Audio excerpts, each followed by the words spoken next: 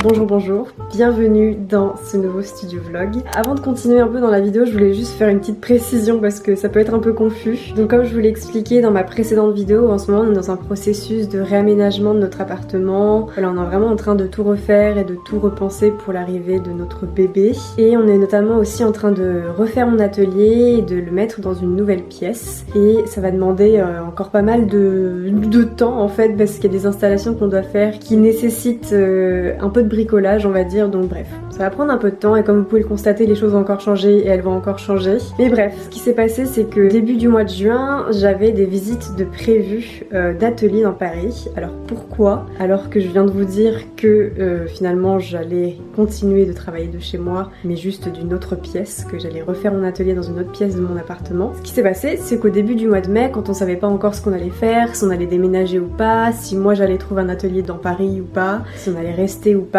on essayait de s'ouvrir le maximum de portes. Donc en fait j'ai vu une annonce d'atelier en fait dans Paris qui était proposée à la location et du coup je me suis dit bah je vais m'ouvrir une nouvelle porte même si je sais pas encore quelle décision on va prendre. Voilà, je tente et je visiterai les ateliers et puis d'ici à ce qu'on fasse nos décisions, on verra comment les choses évolueront. Du coup les visites étaient prévues pour ce jeudi 2 juin. Entre temps on a pris notre décision de rester dans notre appartement et moi de continuer de travailler de chez moi. Parce que c'est aussi plus simple avec l'arrivée de notre enfant de toujours avoir mon atelier de chez moi pour l'instant. Mais du coup j'avais toujours les visites de prévues et comme c'est quelque chose qui m'intéresse, pas forcément pour tout de suite du coup mais d'ici un an que d'avoir un atelier dans Paris, je me suis dit que j'allais visiter et regarder et apprendre à connaître un peu l'organisation qui propose ces locations parce que j'aimerais bien trouver mon atelier avec eux à l'avenir. Donc en fait cette organisation elle s'appelle Plateau Urbain et en fait elle propose à la location des infrastructures qui sont vacantes temporairement en fait, donc en attendant qu'elles soient réhabilitées, c'est-à-dire souvent ça dure 2 ans en fait, et ben ils proposent des locations comme ça d'ateliers, d'espaces en fait pour des indépendants, pour des associations, pour des étudiants, pour des... bref, vraiment pour tout type de personnes et de profils et du coup moi ça m'intéresse. Donc voilà, je suis allée visiter ces studios du coup, non pas en me disant je vais chercher et essayer de trouver mon studio, mais en me disant ça va me donner un aperçu un peu de ce qu'ils peuvent proposer. Même si l'année prochaine, quand je rechercherai probablement mon atelier, ce sera pas dans cet endroit-là, puisque là c'est dans une ancienne université de Paris. L'année prochaine, quand je rechercherai mon atelier, ce sera probablement ailleurs en fait, parce que c'est un projet d'aujourd'hui. L'année prochaine, ces ateliers-là, ils seront plus disponibles. Voilà, je me suis dit que ce serait toujours intéressant d'aller visiter ces ateliers, même si ce sera pas là que je trouverai mon atelier. Au moins, ça m'apportera un peu plus de vision et d'éclaircie sur comment il fonctionne, comment ça marche, qu'est-ce qu'il faut mettre en place pour postuler, etc. Comme ça l'année prochaine je serai prête quand je rechercherai vraiment un atelier en dehors de chez moi. Donc voilà, ce que vous allez voir du coup ça va être les visites de ces ateliers et j'espère que voilà ça va vous plaire, que vous allez découvrir ça avec moi. Et voilà, la petite précision du coup je pense que c'était nécessaire de préciser quand même. Et voilà.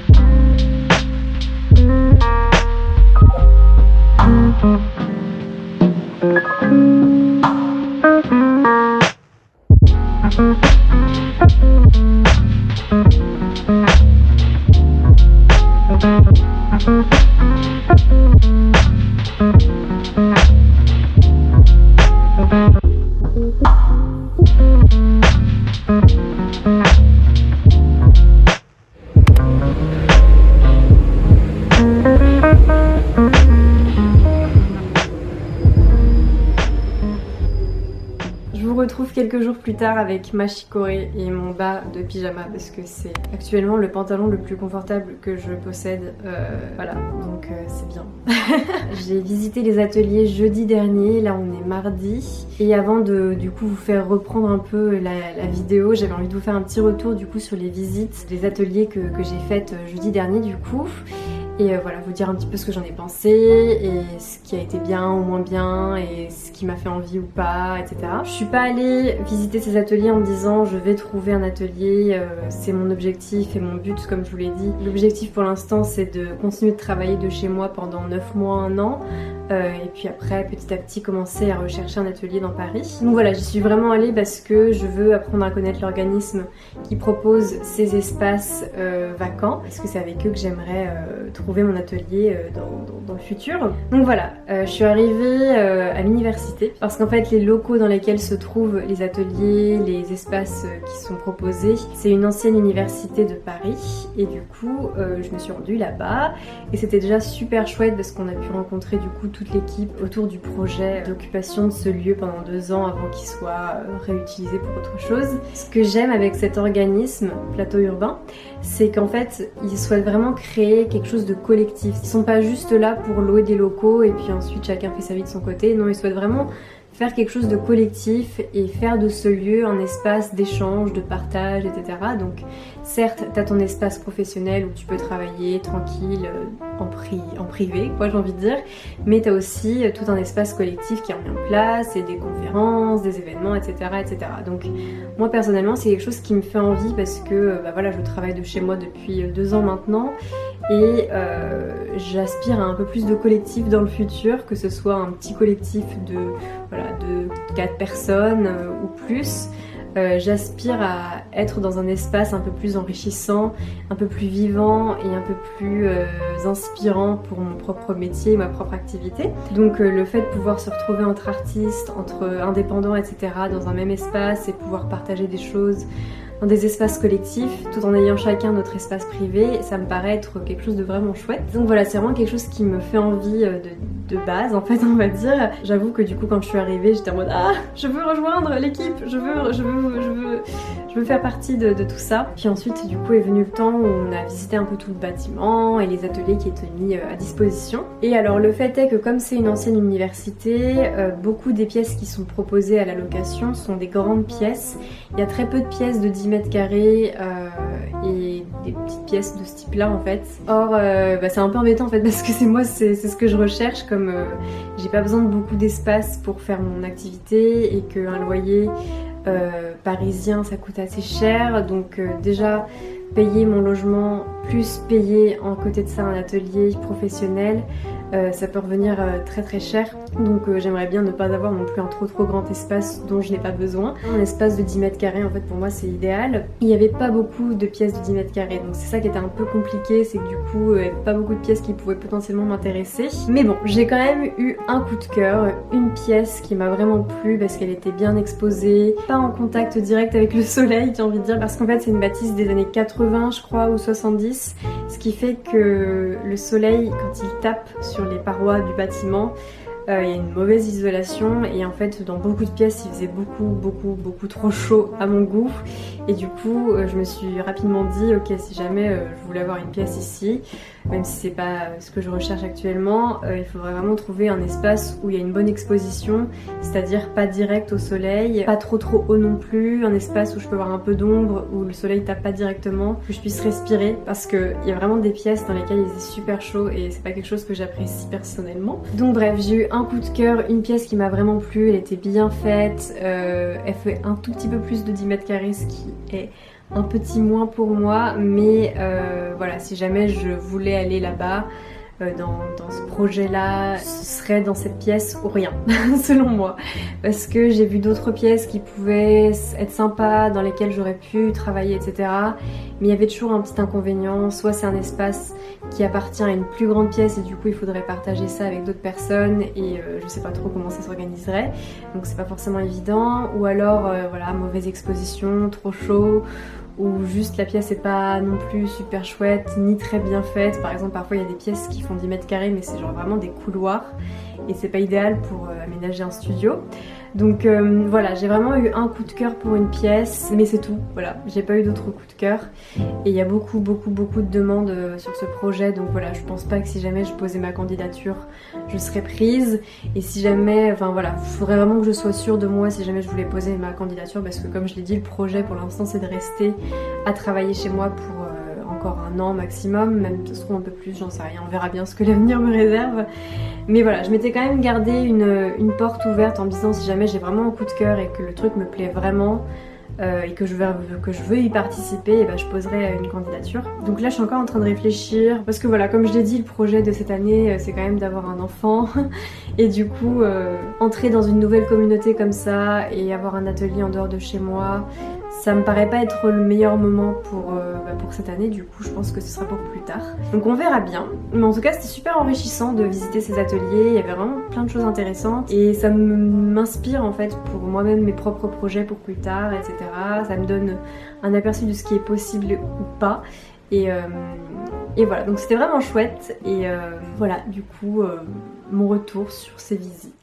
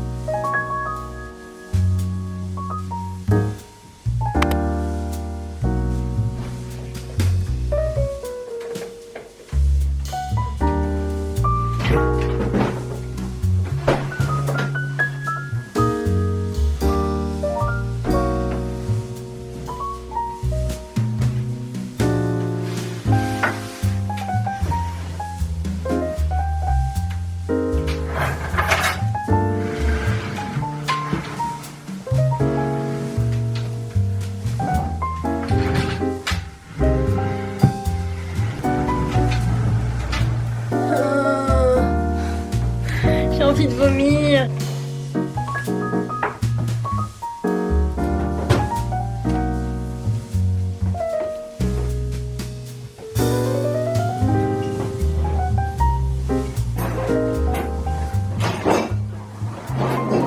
J'ai tellement envie de vomir actuellement. Aujourd'hui, je ne vais pas faire d'effort, d'où cette tenue de flemme intersidérale. Ah, j'ai envie de vomir.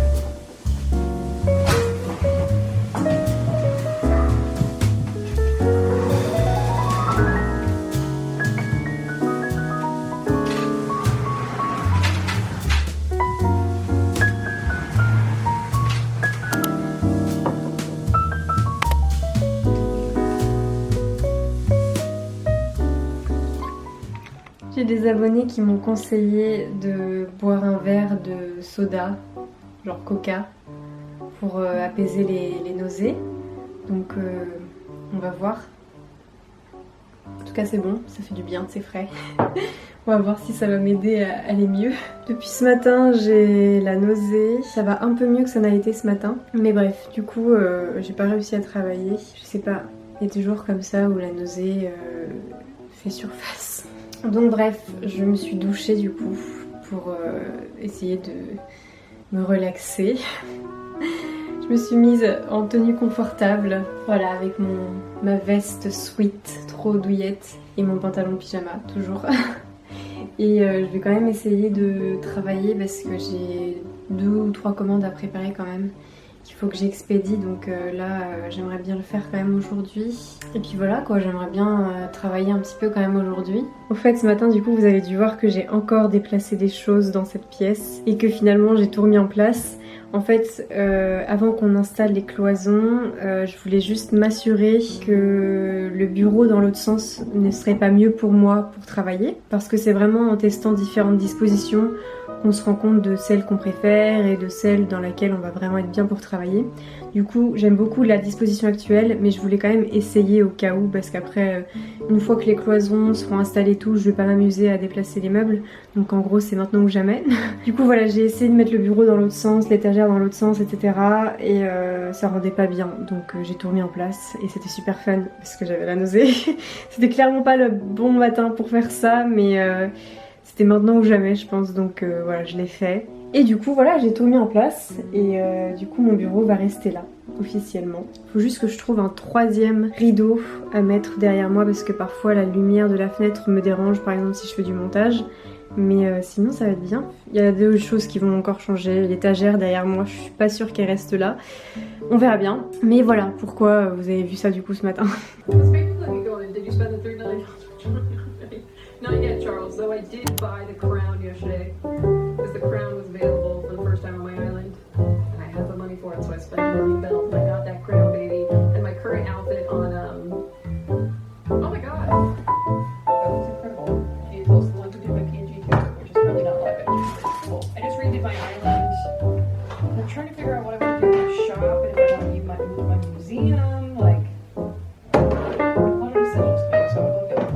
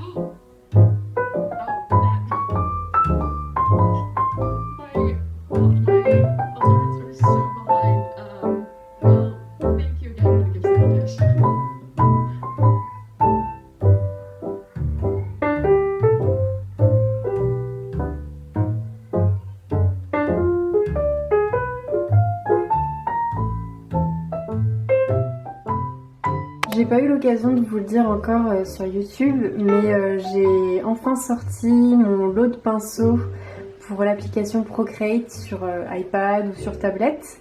Donc l'application Procreate, c'est celle que j'utilise pour faire mes illustrations. Et du coup, on a ici tous les pinceaux que j'ai créés. Donc j'en ai créé 10 et j'en ai fait un lot à vendre sur ma boutique parce que moi-même j'utilisais parce que du coup depuis que j'ai créé mes propres pinceaux, j'utilise maintenant plus que mes pinceaux en fait.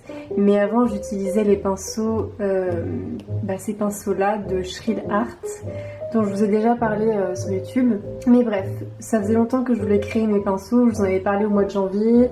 que je travaillais là-dessus. Et puis ensuite j'ai eu un gros problème avec ma tablette et je les ai tous perdus. Donc voilà, j'avais perdu tout mon travail. Et du coup au mois de mai, j'ai pris le temps de retravailler dessus.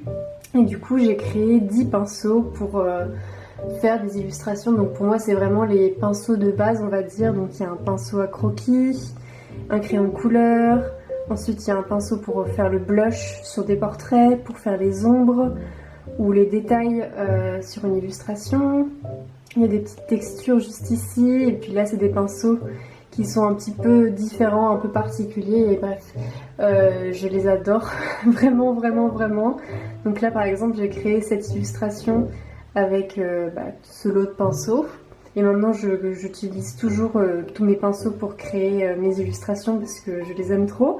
Et du coup je me suis dit que j'allais vous les montrer un peu pour que vous puissiez voir à quoi ils ressemblent sur cette illustration vite fait. Le pinceau à croquis, c'est celui que j'utilise pour faire mes croquis en fait, tout simplement. Vous pouvez voir tous les tracés que j'ai fait un peu partout.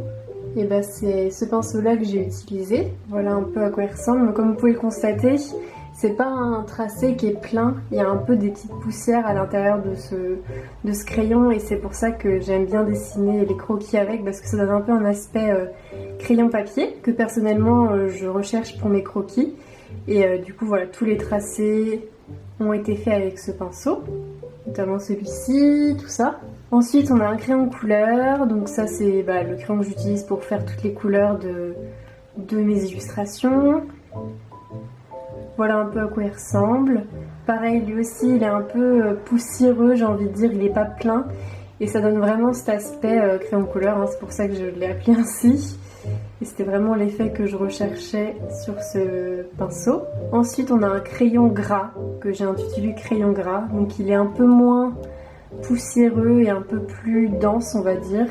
Et j'aime bien faire ça pour des lignes un peu plus épaisses, comme par exemple ici. C'est pas le pinceau que j'utilise le plus, mais je l'aime bien aussi. Ça, c'est un de mes pinceaux préférés. C'est le crayon nuage. Il a un aspect un peu vaporeux, un peu nuageux, enfin de la texture d'un nuage en fait. C'est pour ça que je l'ai appelé comme ça. Et je sais pas, je vais essayer de vous montrer sur le t-shirt à quoi ça ressemble.